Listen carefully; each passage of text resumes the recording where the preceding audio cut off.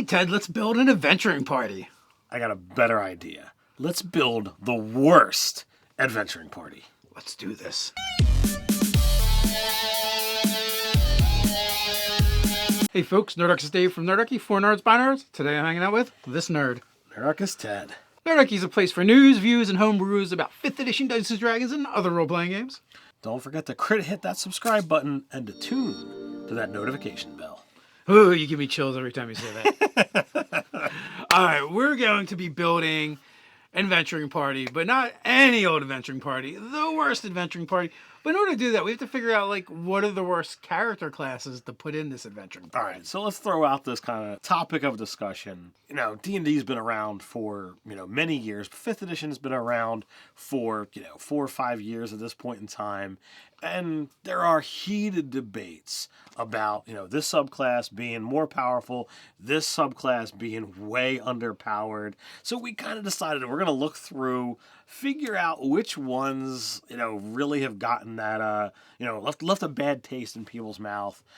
And we're going to push them all together and see what happens. Even the classes themselves are not all created equal. Some are far superior than others, and we actually had trouble finding the worst ones. Where do we start? I guess we'll start at the beginning, and that would be with B, as in Barbarian. Now, we've talked about this on the channel.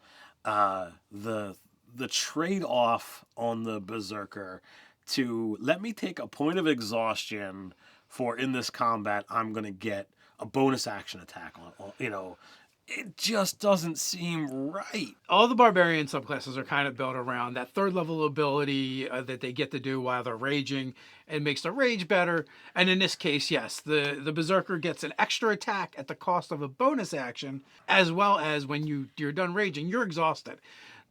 Great weapon fighter, if you crit or kill something, you can take a bonus action and get an extra attack. If you fight with 2 weapons, you could use a bonus action and get another attack. So there are just other ways to use that bonus action to get other attacks. Magic weapons do it as well. And none of those things I listed give you exhaustion or really a special ability. So they're really kind of easy to do, whether it's just taking a feat, using another weapon, finding a magic item. This is really built around that bonus action. If you look at, the pre-written modules, whether it be, those put out by D&D or other third parties, you're talking about multiple combats, iterations of combat after combat in a given day.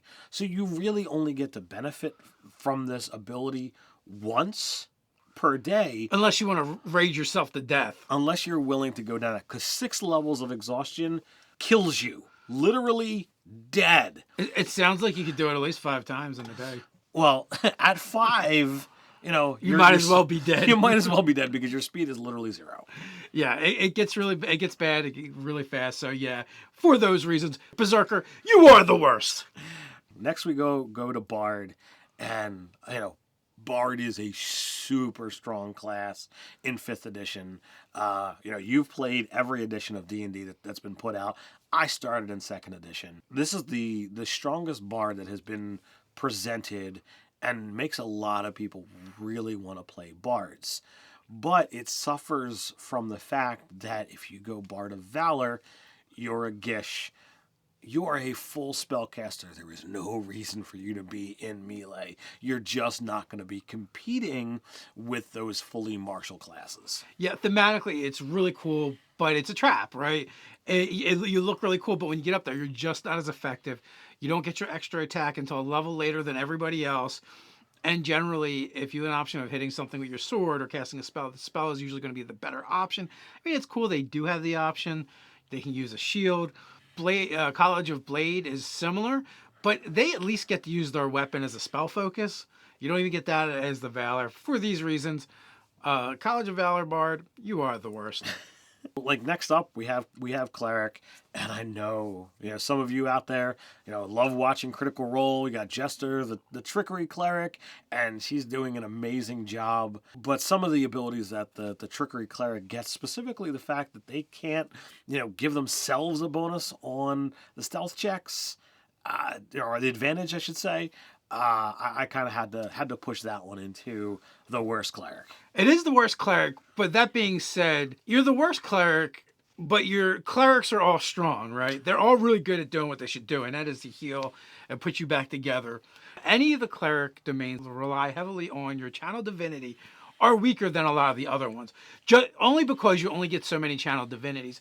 Now, that being said, like the war cleric gets amazing abilities with their channel divinity, but you still have that limiting factor. Whereas if you look at the life cleric, you know what happens to the life cleric? Every time they cast a healing spell, they get a huge benefit. So, like, they're definitely not equal. And with that being said, that duplicity for the Trickery Cleric, like you said, is really great.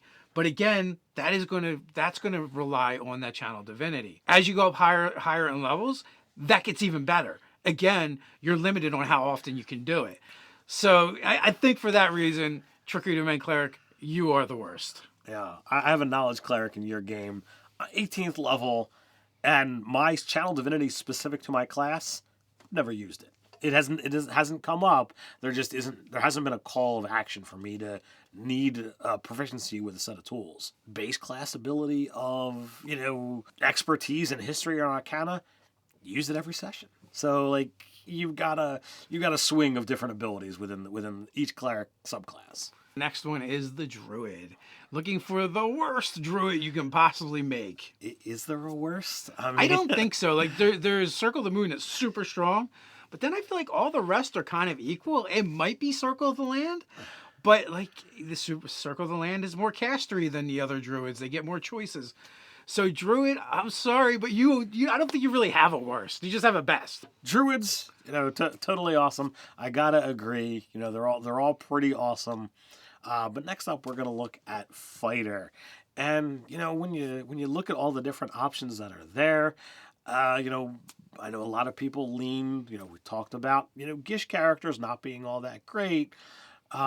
Is there something worse than the Eldritch Knight? It's actually not bad. I mean, it's still a Gish, but they're so good at fighting still. They don't really suffer as much as the other Gishes do. Being a completely martial class, they don't lose any of their actual fighter abilities.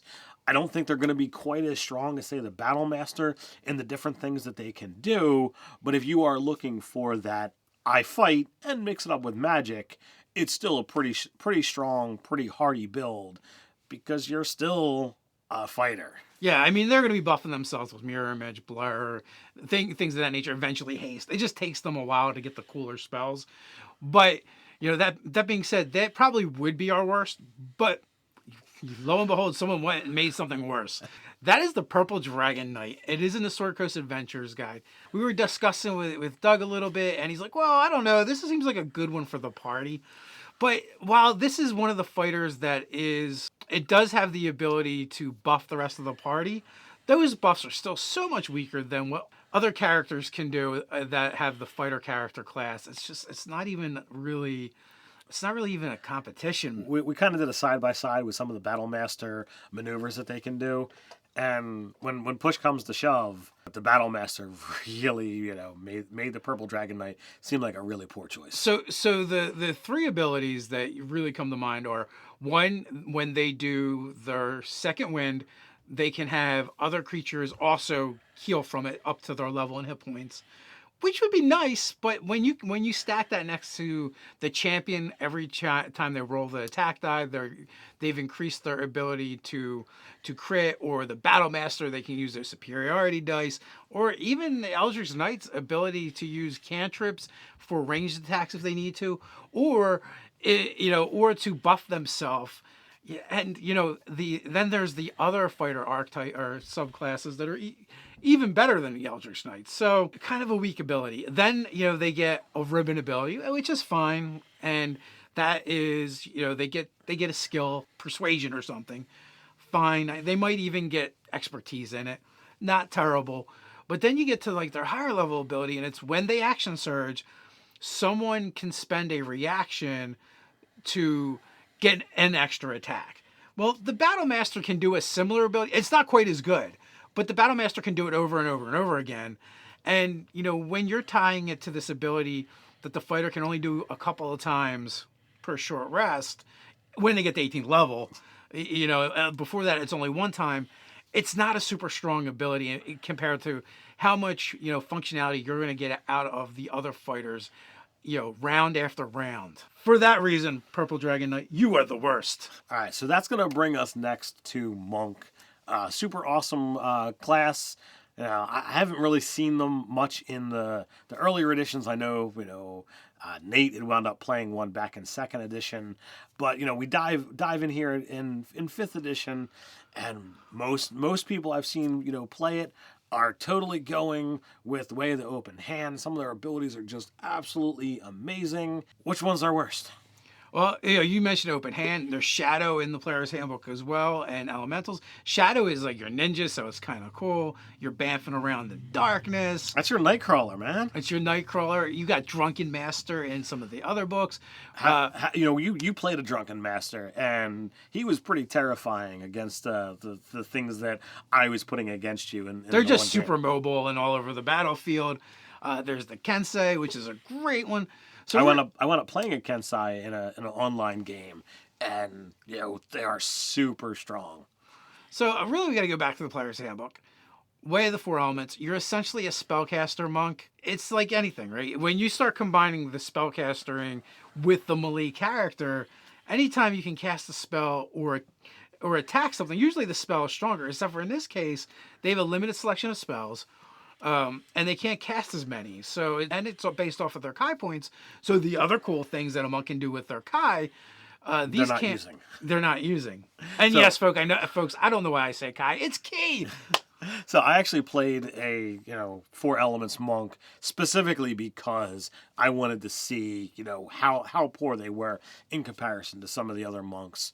I thought it was very fun and thematic to play. But it definitely was underpowered and considered to the other monks that you've got to choose from. So because of that, Way of the Four Elements monk, you are the worst choice. Yeah, and it's important to point out too that just because some of these we consider them weaker choices or not as good doesn't mean they're not fun. Absolutely. Here we're trying to have a little bit of fun with this and point out the ones that we feel are underpowered. So, Paladin. What is our worst Paladin? Paladin is a super strong class. Yeah, I mean, just like you said with Cleric, but probably even more so, Paladin just offers that, pun intended, strong, presentation, that strong character class. But when you talk to everyone about Paladins, like, Oath of Vengeance, Oath of Devotions, these are, your front runners. And it's like, oh, which one do I pick? Do I want to be like the super good guy and go with Devotion? Do I want to do more damage and, use that Oath of Enmity? I don't hear people saying, man, I super want to play Oath of Ancients. Well, I feel like Oath of Ancients is very thematic and it's cool, but when you're looking at the Paladin, I think everyone almost judges their strength on their channel divinity, only because everything else is base for the Paladin and is really good, right? So again, when we say this is the weakest Paladin, we mean by like fractions, margins. It's not like Fighter where it's clearly like this is garbage. Right. No, this is like by a sliver, and it really is probably by their channel divinity, which I've seen it used once and it didn't work in a recent game. So now again, played in a lot of short term or one shot games. I made an Oath of Ancients Paladin, but that's because I wanted to see what the Pallock looked like. So I had a Warlock Fey Pact Paladin Oath of the Ancients, and I considered them serving one patron. One entity. Unifying entity that gave me all these powers. Didn't play it very long, so I didn't really get to dive too far in. But that's what people are saying out there, that I just don't want to play the Oath of the Ancients. All right, Oath of the Ancients, for these reasons, you are the worst. On this next one, I don't think we're getting a lot of argument. The internet has spoken. I actually disagree with them. But for the Ranger, Beast Companion. Worst, hands down? Hands down, it's what everybody says. You've played it. You've enjoyed it. We've got a Beast Companion in your game, and they seem to have a lot of fun with it. So again, we'll throw out the disclaimer. We're not trying to say any of these are not as fun. Just mechanically speaking, you really have to be able to get your companion into combat, be able to hit, and most of the time those companions just drop like flies when you start getting to the higher level damage that monsters have the ability to do. Yeah, they just don't have the hit point or staying power, as they progress. They just don't level progress the way the other classes. So for this reason, Beast Companion, Ranger, you are the worst. So next, that brings us up to Rogue. Do we have a bad Rogue? No, we don't. The Rogue is just a solid class. You can play any of them. They're going to be effective, 95% of the time. The Rogue is one of the harder classes to shut down in 5th edition Dungeons and Dragons. So I really want to say the Rogue is solid. Yeah, the core class is strong, much like the Paladin, much like the Cleric, but I think that every single subclass, all of their archetypes are put together. They're mechanically balanced well. Thematically, they're built to accomplish a certain task. I mean, I know some people, really love the assassin and think that, the disguise kit doesn't really work all that well. But if you're really trying to pull off the assassin type things, having access to that disguise kit has offered a number of wonderful benefits. And if you're going to do it well, I think the disguise kit works in their favor. So I gotta say, we got no bad rogues. We have no bad rogues. Next up is the Sorcerer. Now, Sorcerer, over the several books that are out there, they've released some new options beyond, the Draconic and the Chaos Sorcerer. So we've got Storm, we've got Divine Soul. We have a handful of choices now for our Sorcerer. So the Draconic, the Draconic Sorcerer, you get the hit points, you get the wings, you get the armor class. It's a really strong build. So that's clearly can't be the worst. What do we have as options? So like I said, Divine Soul is good. You're gonna add some healing in. You get some dice manipulation in there. So that's pretty good. The Storm Sorcerer I think is very thematic, very flavorful, useful abilities. I don't know. The Storm Sorcerer that I played, he kind of died. Some carriage blew up and he kind of went with it. Yeah, I think they're meant to be on pirate ships anyway. That's why you died. You should have done.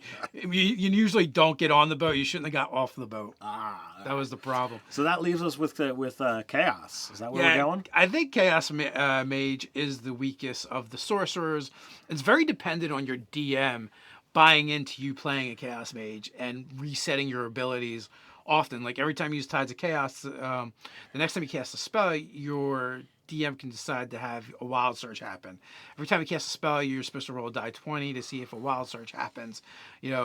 And that's kind of why you play a Chaos Mage, is one for wild surges and for that Tides of Chaos. Eventually they get to pick. It gets a little bit better. But for the most part, of all of your choices you could possibly make, I got to go with Chaos Mage as being the weakest. I think it's a lot of fun, but it's a weaker choice. So, having played with Chaos Sorcerer for many levels and the antics that can wind up happening because of that, random roll chart, it definitely adds that chaotic element to the table. But the thing that has the ability to swing good or ill, it definitely shows as a weaker play because it can damage the party.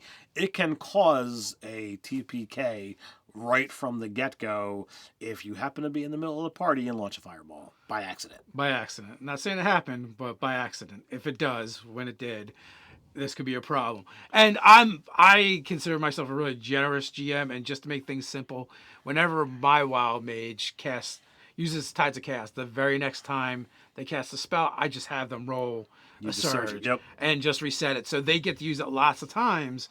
But again, it's really dependent. So I think of all your options. Chaos Sorcerer, you are the weakest. All right, that brings us to Warlock. Honestly, I just think the Warlock is the worst class. Thematically, it's cool and it's flavorful. And I know you all the goth boys and girls out there are going to start around. Oh my God, it's so good. Eldritch Blast. But they're like a one-trick pony. They can button mash Eldritch Blast over and over again. Most people use Agonizing Blast wrong. You don't get that bonus every time you hit. It's only once per creature per round that you get it anyway. So you're not stacking up your charisma modifier over and over again. You're only, unless you attack different opponents. And again, the other weak side of that is you have to make each attack, so they're not all guaranteed to hit. So you do have to lean heavily on those cantrips because you're going to run out of spells so much faster than any other caster that's out there.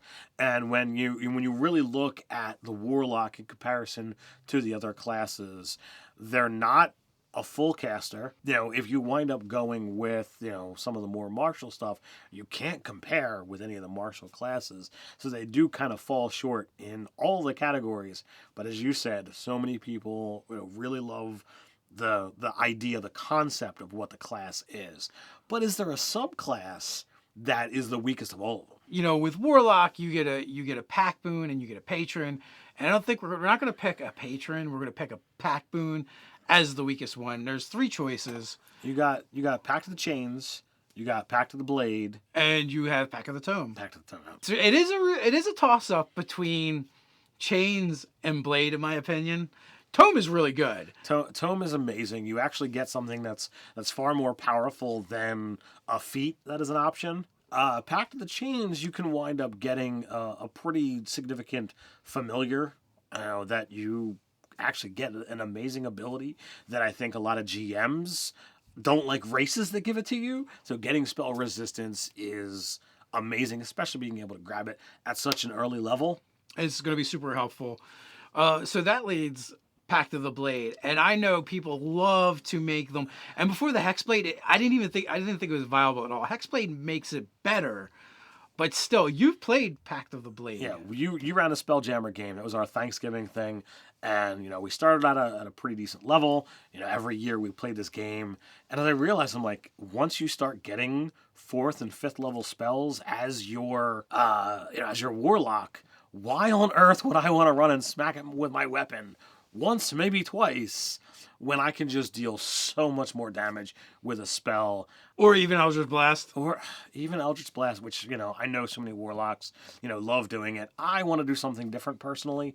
But to me, never again will I go, with that Gish Warlock, with that Gish kind of character, just because it just doesn't work for me. So for that reason, Pact of the Blade boon, you are the weakest Warlock. That leads us to Wizard. Our last one. This is another one people like to fight with me on all the time. And I just don't care. I'm just never going to agree with you. Didn't we just say how much, being a spellcaster and, running into combat and hitting it with my sword is bad? It's a terrible idea. You should be like 100 feet away at least and hurling spells, not running up there with your long sword and pointy ears singing at them, okay? It's a terrible decision, terrible choice. So, if you haven't figured it out, Blade Singer, you are pretty poor choice for your wizard to go into, unless you're dipping into wizard to go and dabble with your wizardry, and you're really going to mix it up with one of the other martial classes and lean heavily in that direction. Maybe going fighter Eldritch Knight and mixing that with Blade Singer, that could be pretty cool. Maybe you want to mix it up with Ranger and have a little bit of fun in that direction. Again, a pretty cool choice and thematic with the way elves go. But I'm sorry, you've got your D6 hit die. You do not belong in melee combat. For that reason, the Blade Singer, in my opinion, is the weakest and worst choice for a wizard. All right, so now we've gone through all 12 classes. We're gonna assemble them. We're gonna dive into that old TV show Party of Five, and we're gonna build what we feel is our party of 5 characters that are gonna be in a party that just suck. Okay, so we kind of need like a healer. We need our tank. We're gonna need someone to get up there, mix it up, and be kind of our striker. What else do we need? You need a wizard. Yeah, you need your controller. So with that, let's just start. So cleric, that's going to be your healer. Absolutely. So we're gonna go with trick. Of our worst choices, this one's actually not that bad. I think you're doing okay here. Of your 5 classes that are gonna be in this, if you're gonna pick one, go ahead and pick the cleric. Be a trickery, and you'll have a little bit of fun. You'll help out the party pretty well as well. Next, we got our tank. So we're gonna go fighter, and we already said Purple Dragon Knight.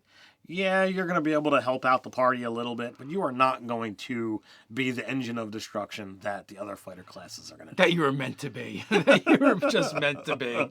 So, what's next? Next, we're going to go with kind of like an auxiliary role. This is going to be like more of like our striker type character. And we are going to go with our monk, which is going to be Way of the 4 Elements. All right, so here he kind of fits into some of that cursor, explorer that the rogue might be doing, but we can't put a rogue in there because the rogues are all good. The rogues are all good. That's right. So next we have a warlock, and we already said Pact of the Blade. So this is your character who's going to go up there. He's not going to have the spells that a wizard does. He's not going to be able to do as much damage as even our Purple Dragon Knight, in melee. So he's probably going to fall pretty quick. Right, and then we're gonna just top it off with a Blade Singer Wizard. So we got a bunch of people running into melee that probably should not be there, with the fighter that cannot support them the way he's supposed to. Thankfully, though, we have the cleric who can hide in the back because he's sneaky. So the cleric's got the ability to have duplicity. So while the other 4 characters are running into melee and getting squishy because they're not doing all the things that other subclasses that they might have chosen could do, he's going to be able to use his magical duplicate to cast his healing spells or her healing spells from cover and be much safer than the rest of the party. Right, but you're going to go through the spells much quicker because most likely your wizard and your warlock is taking a pounding because they're up there where they really don't belong. Your fighter can't support them the way they need it. And frankly, the monk's probably hanging back so he can cast spells, which he isn't going to do nearly as well as the wizard who's up there swinging his sword is. He's going to run out of his key points far too quickly. Yeah, and then, and then him and the war wizard or the Blade Singer wizard are going to have to swap spots or something. I don't know. We just did this for fun, folks. Obviously, you can play any classes however you want, build your party however you want. There's a lot of fun ways to do it. We don't even believe you need to fill all the party roles. What we do believe is you have to build characters that you think are going to be fun for you to play. Absolutely. But if you want to weigh in on this, you let us know what you think is the worst party or worst subclass and why down in the comments below. Also, hey, do you like the content we make here on YouTube? Well, we're basing content over on Patreon off of the videos that we make all the time. Every month we release a new product on Patreon. It will eventually go to the store, but our patrons get it first, they get it early, and they also get it for less. Absolutely. So we also have a Patreon-only Discord channel over there where you guys can hang out with us and do play testing. Not to mention we do giveaways every month that we automatically enter our patrons into. Everyone else has to fill out a form and mail it to us, but you, the patrons, we enter you for free. It saves you time and the hassle and the trouble. We know your time is valuable to you. Join us over on the Patreon. There's a link down in the description. While you're on your way down there to comment, don't forget to like, share, and subscribe. You can also check out the description and support the channel by supporting our sponsors. So until next time, stay nerdy.